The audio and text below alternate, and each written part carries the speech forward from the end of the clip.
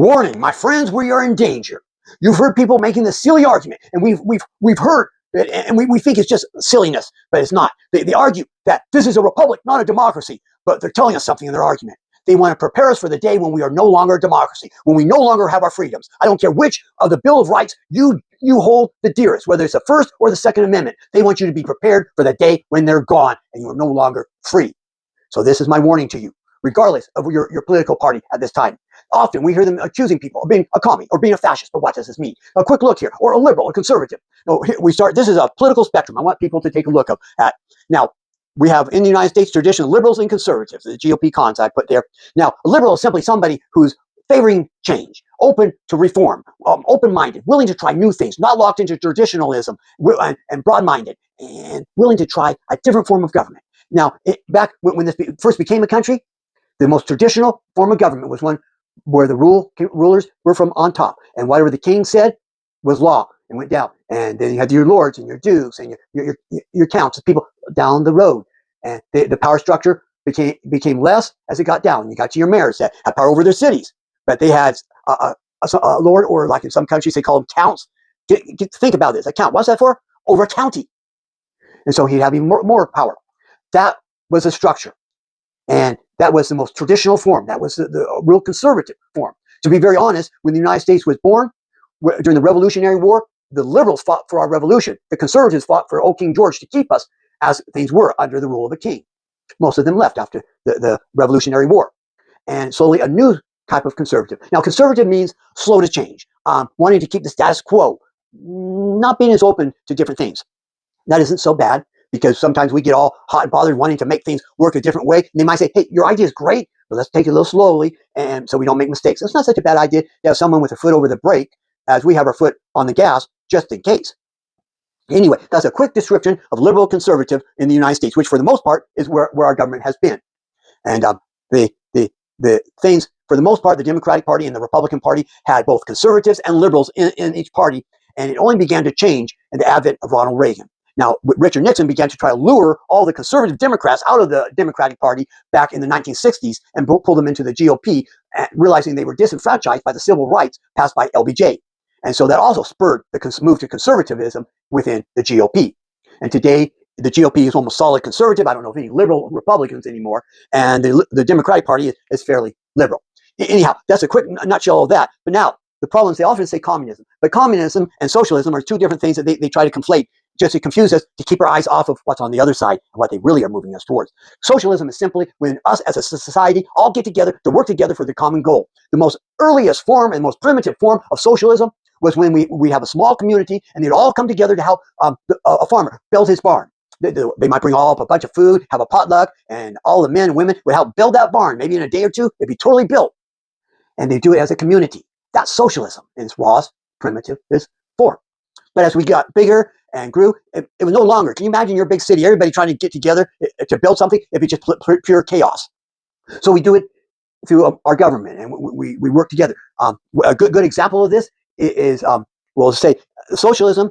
The best definition of it is that when there is a public need that the private sector either cannot, will not, or should not do something, it then becomes a job of the government. That's socialism. The government owning and doing certain things. A good example is our interstate highway system. Private companies could not do that.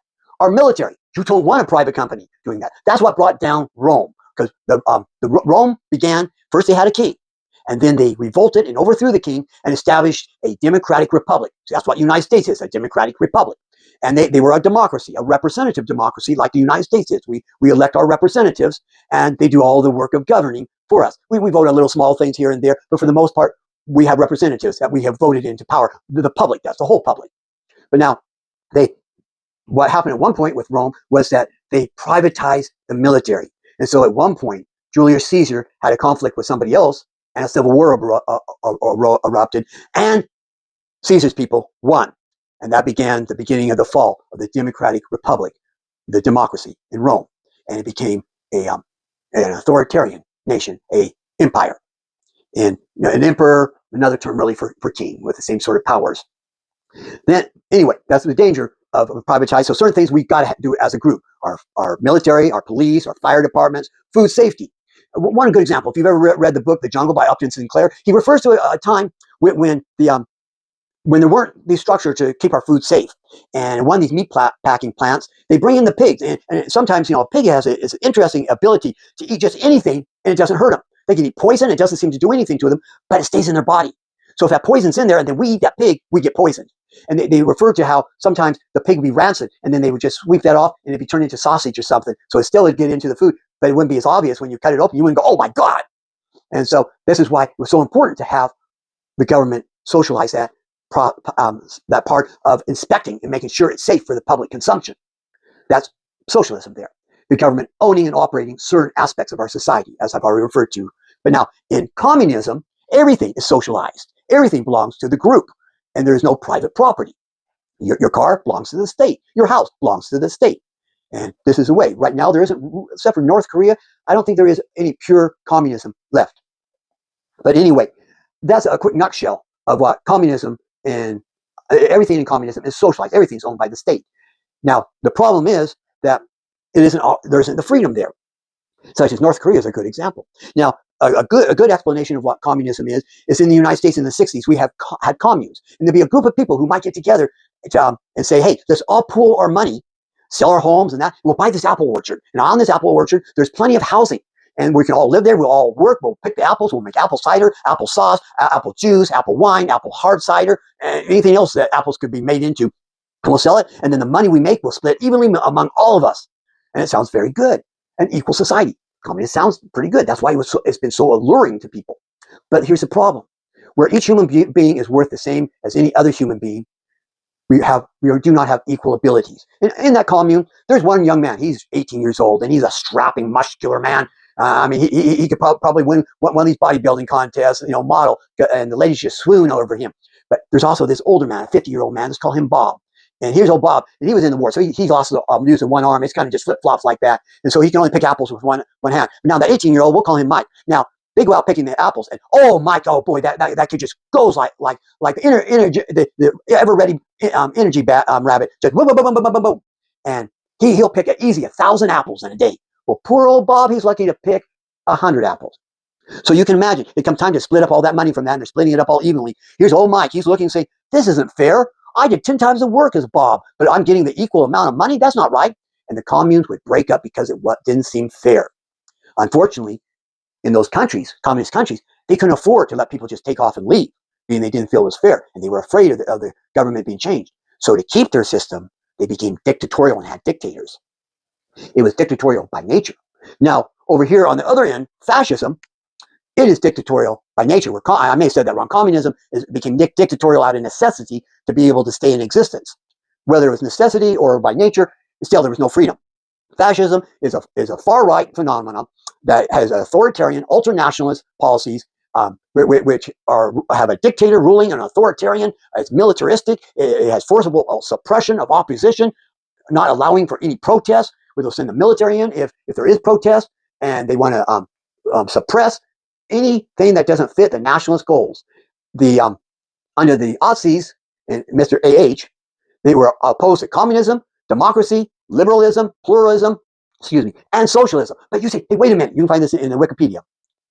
You say, wait a minute. I thought the Aussies were socialists. It's in their name. How often have you heard somebody making the argument that they were socialists? And they always skip over the first name of their party and go to the second name. Here's the thing. After the First World War, the Germany, which had been ruled by a king, which was called the Kaiser. Russia had a czar, and it was a king. But after the First World War, he had to step down, and they became a democratic republic, like the United States is. Only problem was the term republic had fallen into disrepute because of some more corruption in some republics in different parts of the world. So they didn't want to call themselves a republic. So they just came up with the idea, well, socialism isn't a bad thing. So we're a democratic socialist, like the United States is a socialist nation, always has been, even before the term was coined. I know some people's heads are about to explode there. But anyway, so the term socialist had a popular term, so that people liked it. So, and when A.H. was looking for, after the First World War, Germany had all these different little parties starting up because it was just beginning to be introduced to the American system of democracy. And A.H. looked for a party he could take over. And he found this one party had only like 10 people in it, really small, struggling party. It was called the German Workers' Party. And he took it over and he built it up. and it was socialistic by nature, by the beliefs of the people in it. But that wasn't what AH was into. He was a right winger, and he just used that. Matter of fact, later on, many of those original members complained because he wasn't following through with those socialist views that he wanted. Matter of fact, you may not know this, but AH was put into power by Germany's conservatives. Because here was the thing. After the First World War, they saw Germany moving to the left to democracy, out of the traditional form of government. They were scared to death. They would keep moving on over to communism, and they would lose everything. That scared them. They never thought of the danger of it going too far to the right, which is what a lot of people are worried about. They put all this focus on, oh, they're going to the left, and the Democratic Party really is not moving to the left. They need to move back to their traditional left, but they have been too much moving to the right. I think because of Trump, they are starting to move back to their traditional positions.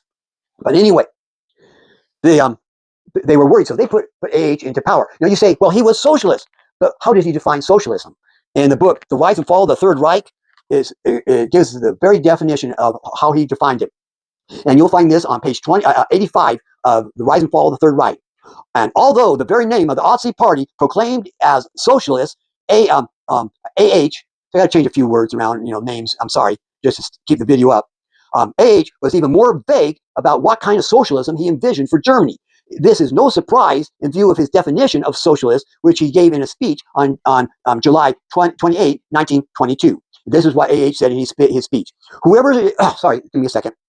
Whoever is prepared to make the national cause his own to such an extent that he knows no higher ideal than the welfare of the nation, who understands our great national anthem, Deutschland über alles, to mean that nothing in the wide world surpasses in his eyes this Germany, people and land. That man is a socialist. That Deutschland über alles, I'm sorry, I butchered it.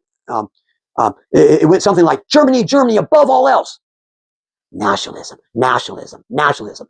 That's how he defined socialism, as nationalism. To him, it was just another term for nationalism. One thing they do a lot on the right is to redefine words to fit them. A good example is pro-life. Do you realize that the pro-life movement precedes the anti-abortion movement? Originally, it was a group of people, a movement against capital punishment. But the anti-abortion people had a lot of money, and so they absconded with the term and began to call themselves pro-life, and over the objections of those who were anti-capital punishment, and they just stole the term and made it their own. The right does this quite often, and like with woke, they try to make it sound like something evil when it's to be awakened, aware of what's going around you. Anyway, he appropriated socialism to try to change the meaning the nationalist cause. That's what they were about. That's what the Aussies were all about, and that's why I put here, call them the German nationalism, just because writing the real name for Aussies, probably get the video taken down. But anyways, you can see fascism falls here on the political spectrum, and the Aussies are even further. They became even more of a cult-like following of AH. Do we know anything in this country that has like a cult leader, and the people believe all his lies, and they don't care how much he lies? They don't care if he's on the Epstein list. Anyway, here's where as I said, the traditional GOP is at. But maggot here is clear over here on the right, and they're trying to goose step us and blitzkrieg us into fascism. That's why they are arguing we are a republic, not a democracy. It's a lie, but they're trying to prepare us for the day when our freedoms are gone and it'll be too late to do anything. Often they will deny, oh, we're not racist, until it's too late, and they'll say, so what, we're racist. Oh, no, we won't take away Roe versus Wade. We're not interested in that, until they do, and then they say, oh, well, it should have been there anyway. They talk out of both sides of their mouths. But they're saying that it's a republic, not a democracy. Now, keep in mind, you can have a democratic republic like the United States is, where we elect our officials. The whole public does. Everybody over 18 who's a citizen. That's a democratic republic. However, that's not the type of republic they want. That's why they don't put democratic. They say a constitution with the little guarantees, and a constitution can be rewritten and jumbled up until it's a mismatch of whatever they want it to say. Let me tell you, it won't have the Bill of Rights. You won't have your Second Amendment. You won't have your First Amendment. You won't have any of the rights that you want to have. You'll be told what church you can go to, and you will be expected to be there. You will be expected to give so much money to that church. You will be forbidden to do this, that, or the other thing. Yeah, you better be sure of it. And being armed, oh, brother, you better forget about that. But that's what they're trying to march us into. That's why they're saying it, because in a republic that's not democratic, you have a top echelon of people who pick who shall be their leader. And they vision a day when white men who are millionaires and billionaires choose who will be their president, who will be the vice president, who will be in Congress, who will be judges, who will be governors, who will be mayors, and you will have no say in it. They want to make you a slave again. You a slave? Well, you got no defense for it. That's what you'll be. If they want you to work 80 hours a week for $1 a day, that's what you're going to do. You say the atmosphere in your workplace is poisonous, you're coughing up blood because of it. Too bad, you're just a tool. You wear out, we'll bury you. And that's it. That's what you got to look for. That's why they're saying, oh, it's a republic, not a democracy. And quite frankly, our founding fathers founded a democracy, a representative democracy. It's true, it's not a pure democracy. A pure democracy, like in Athens and Greek, the public voted on every issue. We're not that, no. But we are a representative democracy where we elect our representatives and they vote on all the mundane little things. When we vote our few little measures here and there, but for the most part, we elect somebody to do the job of governing for us. That's the type of democracy we are. And they try to word salad it so they can be able to prepare us for the day when we don't have our democracy or have our freedoms, and we are in a fascist state where the guy on top gives the orders and you say nothing but what do you want. If he says jump, you say how high, and that's all there is. So beware, my friends. We are in a dangerous situation. I wish you the best.